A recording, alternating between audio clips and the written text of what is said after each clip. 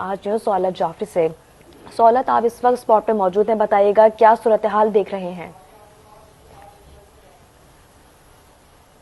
जी बिल्कुल, सच मैं मौजूद हूँ एम ए जिन्ना रोड पे और आपको रिपोर्ट कर रहा हूँ गुल प्लाजा के बिल्कुल सामने से। और इस वक्त हम देख रहे हैं कि अब आग लगे हुए जो है वो 5वां रोज में हम दाखिल हो रहे हैं।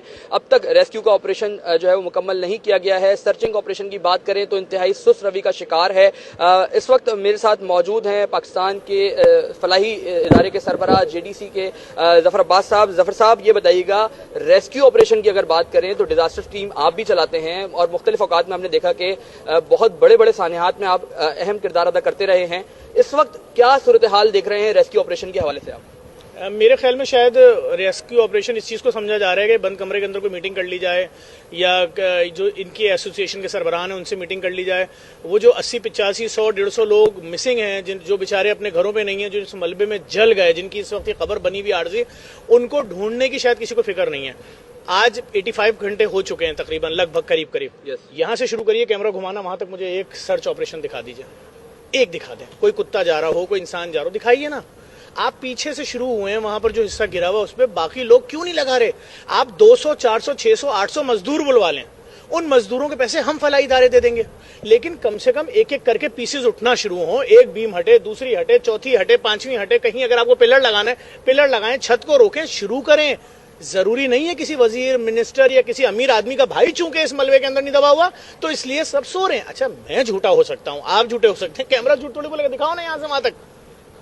सर, कोई ऑपरेशन तो चल ही नहीं रहा है। गुज़िश्ता रोज से हम ये बात रिपोर्ट कर रहे हैं कि कोई ऑपरेशन नहीं हो रहा रेस्क्यू का। आप थे जिसने आवाज उठाई कि पार्किंग प्लाजा हमारा खाली पड़ा हुआ है। आज फिर उस पर जो है वो गवर्नमेंट आ रही है कि पार्किंग प्लाजा खाली है और उनको जो है वो दुकानें दे दी जाएं। तो ये सिलसिला कब तक चलता रहेगा कि आप मशवरे देंगे और काम जो है वो सरकार करती रहेगी? छोटी सी बात कर रहा हूँ, एक आप यहाँ मौजूद हो, मैं आपको देख रहा हूँ 4 दिनों से। क्या कोई इंतजामिया की ऐसी कमेटी है जिसकी मर्जी से या जिसके पास एंट्री हो रही हो कि ये 1 मैयत निकली, ये 2 निकली, ये 4 निकली, ये 10, या वो इंतजामिया की परमिशन से मैं अंदर जाऊं? भाई, कोई भी यूट्यूबर अंदर जा रहा है, कोई भी टिकटॉकर अंदर जा रहा है, वो 3री मंजिल तक भी पहुंच रहा है, वो वीडियो भी बना रहा है, वो बता रहा है सीढ़ी पे इतनी लाशें देख रहा हूं, मैं ये देख रहा हूं, मैंने इंसानी हाथ देखा, मैंने पाँव देखा, ये मैं एक तजोरी निकाल के ले आया हूँ, ये मुझे गड्डियां मिलनी है। ये कोई सानिया हुआ है या कंटेंट देने का एक मरकज तैयार किया गया है? अगर कोई सानिया हुआ है, अंदर 100 लाशें हैं, 100 लाशें हैं। ये धुआं सिर्फ मट्टी का नहीं है, ये इंसानी गोश्त का धुआं है।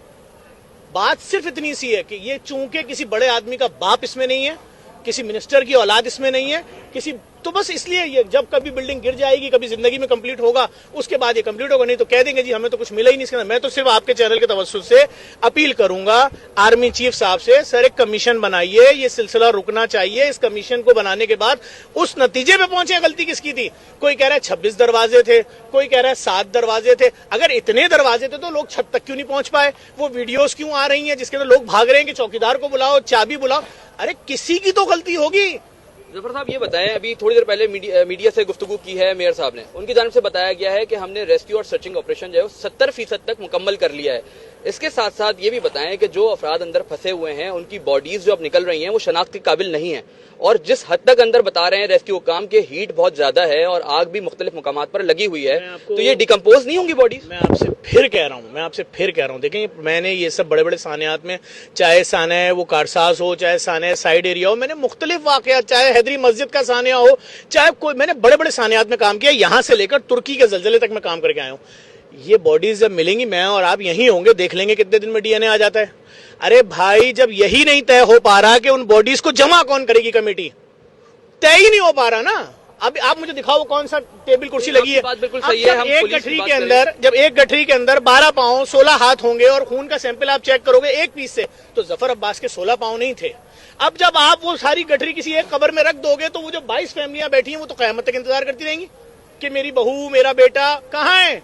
तो बात सिर्फ इतनी सी है, खुदा के वास्ते इसको संजीदा लें, इसको सोचें। और मैं फिर बोलूंगा, मैं क्यों आर्मी चीफ से दरखास्त कर रहा हूं, अपील कर रहा हूं, ताकि ये सिलसिला रुके।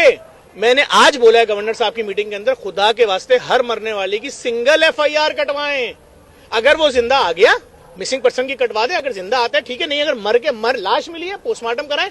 कौन जिम्मेदार है, ये कौन सा? अच्छा देखें, समझे, यहीं खड़े रहिए, बिलबोर्ड लगे हुए, हर जगह बिलबोर्ड लगे हुए, एक एक बिलबोर्ड का रेंट 40-40 लाख तो होगा। तो 90-80 लाख तो नजर आ रहा लगा हुआ। तो जिस बिल्डिंग के अंदर इतने बड़े बड़े बिलबोर्ड लगे हुए जिनके रेंट ही 40-40, 50-50 लाख है, फिर हर दुकानदार कह रहा है हम यूनियन को पैसे देते हैं। सच बोले झूठ बोले मुझे नहीं मालूम, इंक्वायरी कमीशन बनाओ, वो बताएगा इस बिल्डिंग पे कितने लाख, कितने करोड़, या 1 रुपया भी नहीं आता था। अगर उसके बाद भी ना फायर एग्जिट है आपके पास, अगर कोई कह रहा है जी यहाँ 26 दरवाजे थे और उनके आगे दुकानें बन गई, किसने बनाई? उस वक्त ताले क्यों नहीं खुले? भाई बहुत सारा क्वेश्चन मार्क है। गरीब आदमी मरा है, आम आवाम मरी है, आम आवाम के बच्चे मिसिंग है, आम आवाम की प्रेग्नेंट औरतें मिसिंग है। दुल्हन बनने के लिए जो लड़कियां तैयार थी, जिनकी शादियां तय थी, अपना जहेज का सामान पसंद करने आई थी, वो अंदर है, वो अंदर है। कौन है यहाँ? मुझे दिखाओ, मुझे कोई कमेटी दिखाओ खाली। कोई कमेटी नहीं है, ये बात तो हम यहाँ पे रिपोर्टिंग कर रहे हैं गुज़िश्ता 4 रोज से। जफर साहब मुझे ये बताएं कि अंदर से इंसानी आज़ा मिल रहे हैं, अरे वो इंसानी आज़ा आप जो है वो अस्पताल में रख देते हैं, वो आगे पीछे हो जाएं, गायब हो जाएं। मुझे ये बताइए कि सुराब गोट पे आपने इतना बड़ा सरखाना बनाया हुआ है, उसको क्यों आप जो है वो यूटिलाइज कर दी है? और इतनी बड़ी ऑफर की है कि एक हाथ की हड्डी भी अगर एक बॉक्स में रखोगे ना, कि 435 नंबर बॉक्स में एक हाथ की हड्डी है, लॉक करके उसकी चाबी अपने साथ ले जाओ। इतना जदीद मुर्दाखाना बना दिया और ऑफर कर दी है कि आपको जितनी मैयतें रखनी है रखिए और उनको लॉक करके ले जाए जिस दिन आपका डीएनए मैच हो। हमने प्रीवियस सानेहात में देखा, जहाज गिरा हमने देखा, मुख्तलिफ जगहों पे देखा हमने कि भाई कराची का बंदा था, बेल्ट से शिनाख्त हुई, उसकी बॉडी लाहौर में दफन हो गई, लाहौर की बॉडी थी वो दफन हो गई फलां जगह। लड़ाई झगड़े हुए ना, वो एक फैमिली सारी जलने के बाद। अच्छा यहाँ तो जो मैं अभी मनाजिर देख रहा हूँ और आगे के, मैं बोलना नहीं चाहता, यहाँ तो भाई गोश्त वोश खत्म, हाथ की किसी की हड्डी पड़ी हुई इतनी बड़ी, कुछ पड़ा हुआ कुछ पड़ा हुआ, अलग मनाजिर है।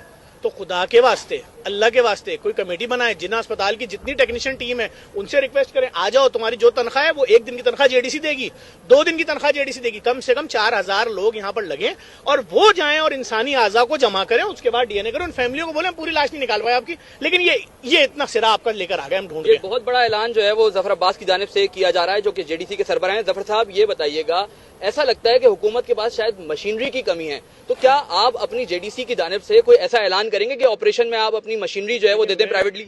मैं जानता हूँ ये कराची पूरे पाकिस्तान में 2005 का जल्जला याद है आपको? किस शहर ने पैसा दिया?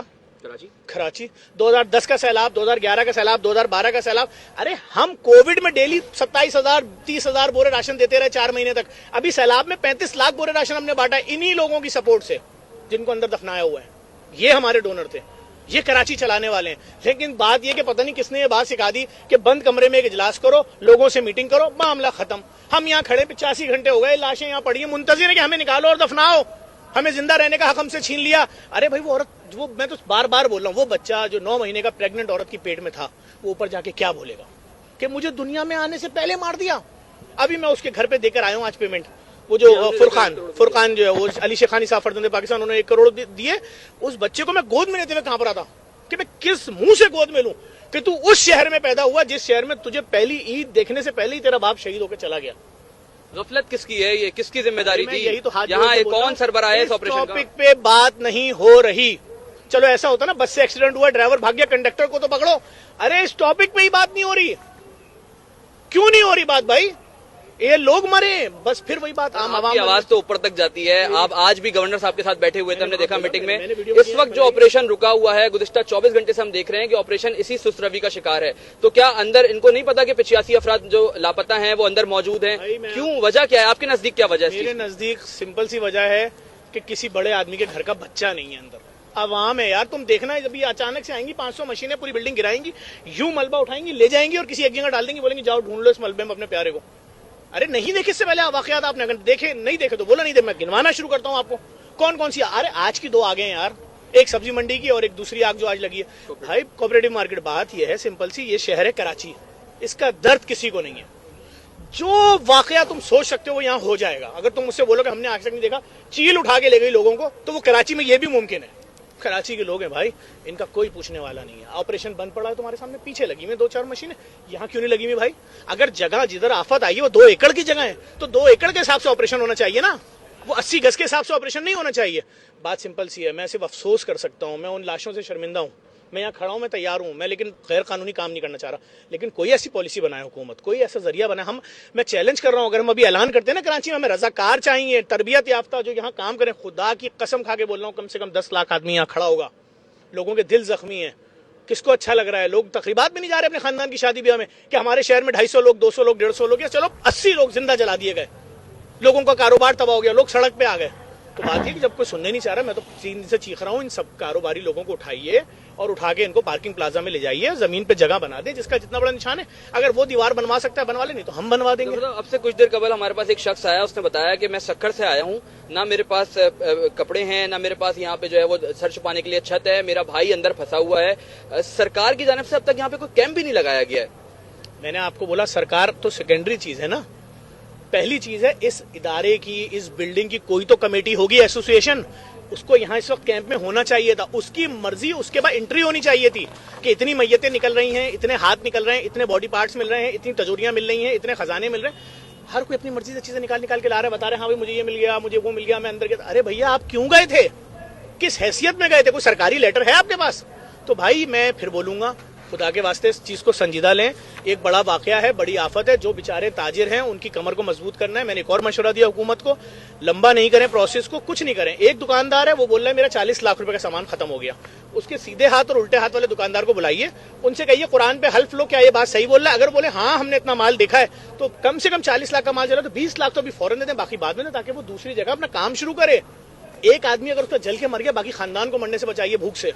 तो मैं तो सिर्फ ये अपील कर रहा हूं। अमल बताएं कि रेस्क्यू ऑपरेशन के लिए जेडीसी क्या कर सकती है, क्या मशवरा देंगे हुकूमत? मुझे आज बोलिए, हुकूमत मुझसे आज बोले जी हमारे पास स्टाफ नहीं है, सरकारी मुलाजमीन नहीं है, सरकारी पुलिस वाले नहीं है, सरकारी अस्पतालों में डॉक्टर नहीं है, पैरामेडिकल स्टाफ नहीं है, रेस्क्यू का स्टाफ नहीं है। मैं अभी अपील करूंगा, जितने हजार जितने लाख वॉलंटियर्स बोलेंगे यहाँ लाइन लगी होगी, आप बोले मैं ऐलान आपके सामने करूंगा। लेकिन बात यह कि मैं रुकावट नहीं बन सकता किसी चीज में। हम तो सिविल सोसाइटी हैं, हम तो देखेंगे हुकूमत क्या बोली। जो हुकूमत बोलेगी हम इंडिकेट कर रहे हैं। ये देखें कैमरे की आंख गवाह है, रात को इस वक्त 3:10 हो रहे हैं, यहां से वहां तक एक रजाकार दिखा दीजिए जो एक पत्थर भी उठा रहा हो, एक पत्थर, एक जर्रा मट्टी उठा रहा हो कि यार किसी की लाश ढूंढनी है। उन फैमिली से क्या कसूर है जो हर 10 मिनट बाद आते हैं रोते हुए? क्या कोई लाश मिली? क्या किसी बच्चे की लाश मिली? एक छोटा बच्चा मिला है, किसी का पांव मिला है, क्या है? और वो किससे पूछ रहे हैं? वो किसी ट्रक ड्राइवर से पूछ रहे हैं, किसी डीएसएनजी वाले से पूछ रहे हैं। यहाँ पे कोई सरबराह नहीं है ना। मसला ये है कि कोई यहाँ डीसी साहब अपना जो है वो एक अलग नंबर ऑफ फिगर बता रहे हैं लापता अफराद का, मेयर साहब अलग बताते हैं, लाशों की बात करें तो पुलिस अलग बताती है। जिम्मेदारी किसकी है? मैं तो सिर्फ इतना आपसे पूछ रहा हूँ, आप मीडिया वाले हो ना, यहाँ कौन हमें तो कोई जिम्मेदार नजर नहीं आ रहा है। जब यहाँ पर कोई बैठेगा नहीं आकर, जिसकी मर्जी के बगैर कुछ नहीं होगा, जब तक कुछ नहीं हो सकता, इसी तरह सब कुछ चलता रहेगा। कल फिर आप बोलिएगा अच्छा वो जफर अब्बास की बॉडी जो थी वो मोहम्मद के घर वालों ने दफना दी है, और मोहम्मद की बॉडी जो थी फलां के घर वालों ने दफना दी है, सब मिक्स हो जाएगा सब कुछ, और फिर उसके बाद लोग रोते रहेंगे जिंदगी भर। भाई निशानी नहीं है, आपके डीएनए में भी टाइम लगना है, हजारों चीजें होनी है। लेकिन मैंने तो इतनी बड़ी ऑफर कर दी, हमारा मुर्दा खाना है, आप एक एक हाथ भी अगर रखवाना चाहोगे, सिंगल बॉक्स बने में दुनिया का सबसे बड़ा मुर्दा खाना रखवाइए, लॉक लगाइए, चाबी ले जाएं, ताकि प्रोसेस आगे बढ़े। अभी देखें ना, बार बार अपीलें हो रही हैं, तमाम मिसिंग फैमिलीज आए, आके अपने खून के टेस्ट दें, फिर वो कह रहे हैं हम तो अभी सिर्फ 4 या 5 बॉडियां शिनाख्त कर पा रहे हैं। ये मुझे प्रोसेस सारा पता है। अभी वो वक्त भी आएगा जब बोलेंगे आपके अब्बा लंबे थे तो फिर आप ये वाली बॉडी ले जाइए, अच्छा आपके भाई छोटे थे तो आप नहीं करें। क्या इस वक्त इस इमारत के गिरने का इंतजार किया जा रहा है? मैंने तो पहले ही बोला था कि भाई मुझे तो यही लग रहा है इमारत गिरे, चैप्टर क्लोज हो, लेकिन अब तो इमारत वैसे भी गिरी चुकी है। बात यह है कि अब आप वो मशीनें मंगवाइए जो एक एक पिलर उठाए, 2-2 पिलर उठाए, जो सही तरीका है, और जिसकी बॉडी अगर पिस भी गई है तो यार वो निकाल के अलग करे, पूरी बॉडी सालिम।